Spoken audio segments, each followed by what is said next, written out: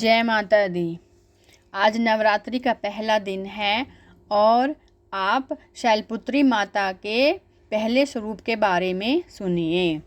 वंदे वांछित लाभाय चंद्राधिकृत शेखराम वृषारूढ़ाम शूलधराम शैलपुत्रीम यशस्विनीम। माँ दुर्गा अपने पहले स्वरूप में शैलपुत्री के नाम से जानी जाती है। पर्वतराज हिमालय के यहाँ पुत्री के रूप में उत्पन्न होने के कारण इनका यह शैलपुत्री नाम पड़ा था। वृषभ स्थिता इन माताजी के दाहिने हाथ में त्रिशूल और बाएं हाथ में कमल पुष्प सुशोभित है। यही नवदुर्गाओं में प्रथम दुर्गा है।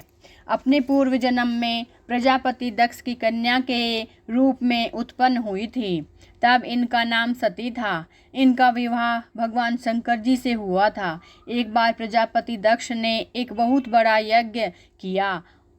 उसमें उन्होंने सारे देवताओं को अपना अपना यज्ञ भाग प्राप्त करने के लिए निमंत्रित किया, किंतु शंकर जी को उन्होंने इस यज्ञ में निमंत्रित नहीं किया।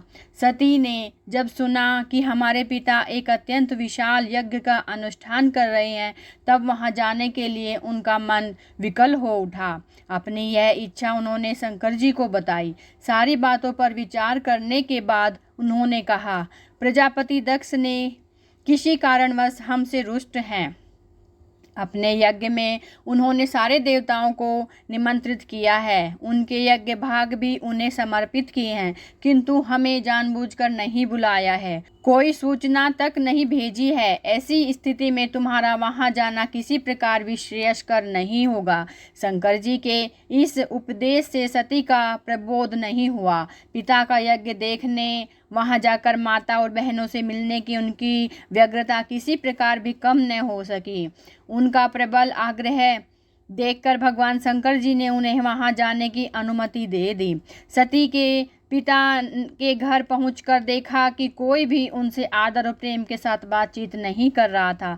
सारे लोग मुंह फेरे हुए हैं। केवल उनकी माता ने स्नेह से उन्हें गले लगाया। बहनों की बातों में व्यंग और उपहास के भाव भरे हुए थे। परिजनों के इस व्यवहार से उनके मन को बहुत क्लेश पहुंचा। उन्होंने यह भी देखा कि वहां चतुर्दिक भगवान शंकर जी के प्रति तिरस्कार का भाव भरा हुआ था। दक्ष ने उनके प्रति कुछ अपमानजनक वचन भी कहे। यह सब देखकर सती का हृदय क्षोभ, ग्लानि और क्रोध से संतृप्त हो उठा। उन्होंने सोचा, भगवान शंकर जी की बात न मानकर यहाँ आकर मैंने बहुत बड़ी गलती की है।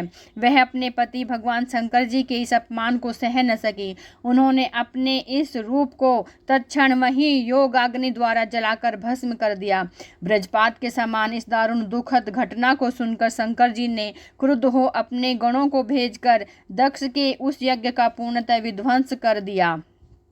सती ने योगाग्नि द्वारा अपने शरीर को भस्म कर अगले जन्म में शैलराज हिमालय की पुत्री के रूप में जन्म लिया। इस प्रकार वह शैलपुत्री नाम से विख्यात हुई। पार्वती जी हेमवती भी कही जाती हैं। उपनिषद की एक कथा के अनुसार इन्होंने हेमवती स्वरूप से देवताओं का गर्व भंजन किया था।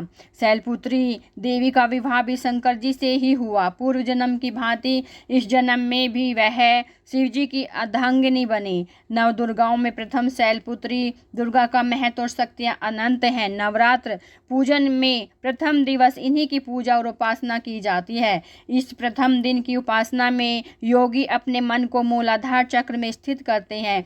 यहीं से उनकी योग साधना प्रारंभ होती है। बोलो सच्चे